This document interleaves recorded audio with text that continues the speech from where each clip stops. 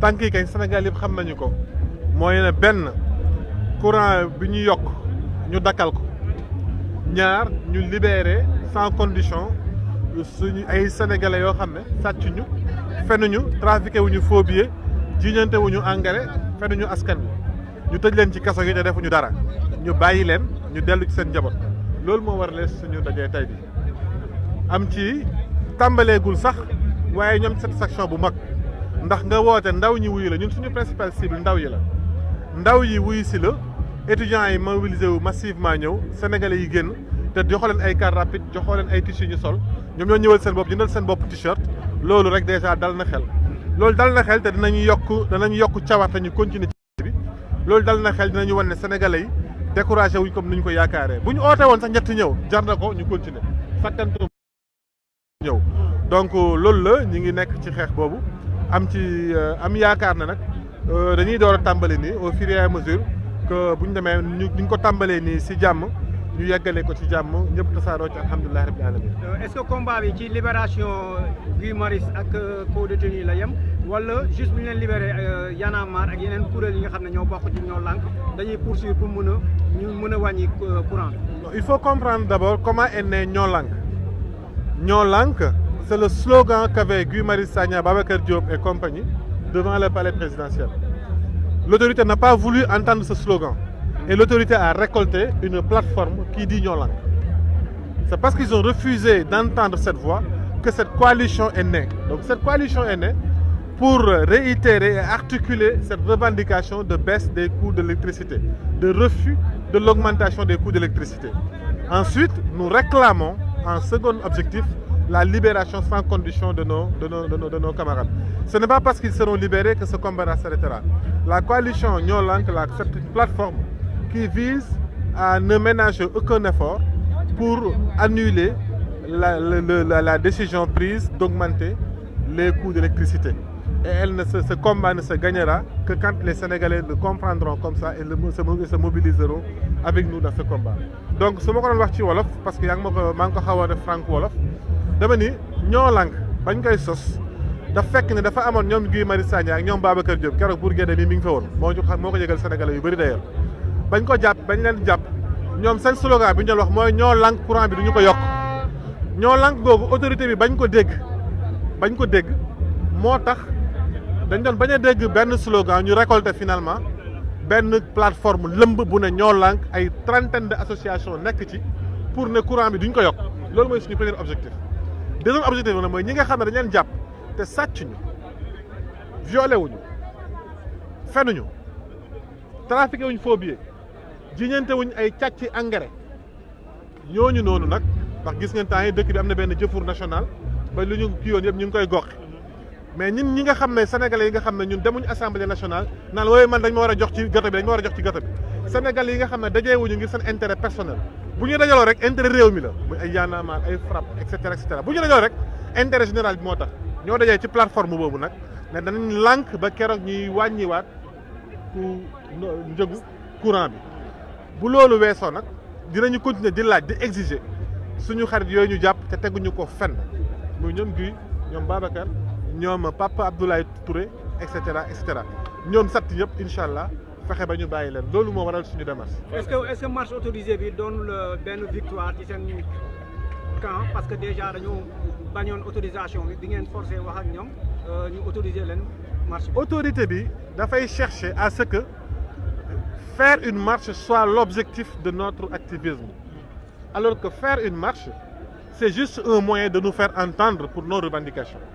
L'autorité cherche en refusant et en acceptant de faire en sorte qu'une fois que la manifestation est autorisée, c'est comme si on dégonfle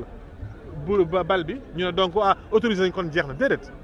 lii moyen la rek benn la ci moyen ñu mën a utiliser marche rassemblement sitting benn moyen la bu ñu mën a utiliser pour ñu dégg ñu donc c'est pas parce que autorisé nañu benn marche que xeex bi dafay jeex déedéet loolu jeu wu faire le jeu du pouvoir la parce que pouvoir moom mooy chercher def loolu bu bañee bañ ba gars yi na tàng na wéy dina tàng mu autorisé bàyyi bu ko defee gars yi na kon jeex na bu ko defee mu profité ci def benn démission bu ndaw comme ni mu fi defoon gis nga affaire Aliou Sall bi marche bi réussir na ñu ne démissionné na CDC après mu jeex non du demee noonu ñun du demee noonu am nañu expérience trop ci affaire activisme macha allah ba tax na lii benn étape la aussitôt bu ñu fi jugee di ngeen dégg ne ñoo lànk da leen woowaat pour ñu toog xool nan la ñuy envisager ensemble les prochaines étapes de ce combat. ban mooy sa kàddu yi nga war a jëmale ci askan bi parce que à chaque fois dañuy wax ni askan bi même bu ñu jógee pour ñoom dañuy gis la plupart des gens dañuy toog seen salon dañuy seetaan. xam nga man bokkuma ci ñi nga xam ne dañu pessimiste wala ñu am wala ñu am esprit négatif ci askan bi man dama bokk ci ñi nga xam ne dama j'aime ma naïveté je suis naïf que Sénégalais yi ils n'ont pas perdu leur capacité d'indignation. J'aime croire que les Sénégalais ne sont pas aussi désintéressés de l'intérêt public qu'on peut le penser daf ci nag ci lu nekk ku nekk am na fi nga mënee am na ñoo xam ne xëy na ñu ngi toog seen kër yi ñu ngi yor seen kurus di ñaan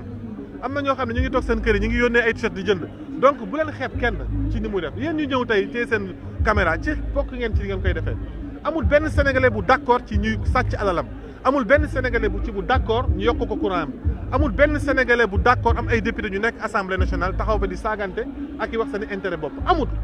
ci benn réew donc Sénégalais yi nag ku nekk ak sa étape ak ni ngay doxee am na ñoo xam ne yëguñu rek leen yëgal am na ñoo xam ne marche yu mel nii moo tax ñu ubbi seen bët am na ñoo xam ne ku nekk ak sa étape léegi yow nag bu yàlla defee nga nekk ci espace public bi di doxal ak yëngal da ngay xam ne ku nekk ak sa niveau rek ngay def parce que yow ci sa bopp li ngay def ci Sénégalais yi nga bokk nous faisons partie des Sénégalais et nous ne baissons pas les bras que les gens ne l'oublient pas il y a des Sénégalais en prison il y a les Guy il y a Babacar qu'est-ce qu'ils ont fait pour nekk en prison et pour ça c'est des Sénégalais dire que les Sénégalais gëmuñu dara c'est comme si ñoom li ñuy def bokkuñ Sénégal ay Sénégalais lañu nañu nangu ne ku nekk ak ni nga koy defee bés dina jot nag te Sénégalais yàgg nañu wàññi ne mën nañ bés bu rafet ndax 23 juin kenn xaaru leen fa woon mais marche j'ai l'habitude de dire que à l'échelle de l'histoire d'un peuple on ne peut pas les juger sur une conjoncture benn nii déedéet da ngay bàyyi dans la durée xool leen nan la ñuy mujjee nguuru Macky Sall bi bu Macky Sall bàyyiwut ni muy doxalee nii xool leen fu muy mujjee man gëm naa ni Sénégal ngàcca ngala man gëm naa ne Sénégalais yi mérité nañu xeex bi ñuy xeex Sénégal ak Sénégalais yi jar nañu ko am na ñenn ci Sénégalais yi nag boo leen xoolee doo am envie def dara c'est vrai que boo xoolee seen coowal assemblée gi t'as pas envie de rien faire boo leen xoolee ñoom mais ñoom duñu suñu royukaay bu ñu fàttali ni dëkk bi dëkku kan la dëkk ñoom Cheikh Anta la dëkk ñoom Mamadou Dia la mais dëkku aussi ay Bamba la ay ñaata nit ñoo ñu fi jox ay exemple yu reluisant ñu mel ni voilà gox boo dem Cheikh Ibrahim Niass fii El Hadji Malick ci côté diine boo ñëwee ci côté adduna am nañu assez de référence yoo xam ne war nañu ne Sénégal jar na ko barki dem maa ngi naan quelqu'un comme Sidi Lamine weeram la ñu nekk référence la donc am na Sénégal bu ko jar am na Sénégal boo xam ne dañ ko bëgg a delloo ci suuf te bu ñu ko nangu ne nous décourageons pas encore une fois de plus c'est pas parce que da nga def benn manifestation doxul ñaari manifestation doxul rek nga ne naa bàyyi déedéet loolu du xeex da ngay jàpp def ko di ci nekk ba keroog nga ci am ndam parce que xëcc bu dogu dikk tepp bu du dog moo gën yuret donc ñun na seen xel dal ak ñu foog ne woy kaso gi dina tax ñu bàyyi déedéet j'ai l'habitude de dire aussi que l'activisme la prison la répression la violence c'est comme l'or et le feu plus ils essaient de nous brûler plus on brille boo bëggee jël activiste nga tëj ko ci kaso état bi loolu la foog ne moom la ñuy dissuader lan ngay gagner dafa mel ni nga jël safara da nga jël or nga teg ko ci safara plus ngay lakk plus muy gën di yaañ tëj Guy Marius Sagna tëj Babacar Diop lan la ko jural créer ay icônes de la lutte créer ay symboles de la lutte créer ay célébrités de la lutte créer ay héros pour la jeunesse créer des exemples pour la jeunesse c'est tout ce que l'État peut réussir en nous mettant en prison bu ñu xamoon sax ñun activistes dañuy sawar dem ñu jàpp ñu parce que day tax ñu xam ne yow Sénégal takkal na la raaya donc voilà c'est peine perdue on ne peut pas arrêter le volcan avec ses soufflets comme on ne peut pas arrêter la mer avec ses bras la jeunesse s'exprime et veut une gouvernance autre la jeunesse s'exprime parce que pense que ce pays peut aller mieux que tey nu mu demee nii bu ko autorité yi déggee wa xëyrul buñ ko déggul nag buñ koy dégg dina fekk mu bett leen ndax léeg-léeg ñu ubbi palanteer mu dox ñu foog ne ngelaw la fay ñëw jig na leen mais la tempête qui les emporte foofu lay jaaree di tëj nit ñi kaso rek nga foog ne du mujj fenn di sàcc alal réew mi nga foog ne du mujj fenn bés bii lay ñëw di la bett loolu di la yóbbu dana la bett xoolal tey ñi ko fi doon def fan la ñu mujjee ah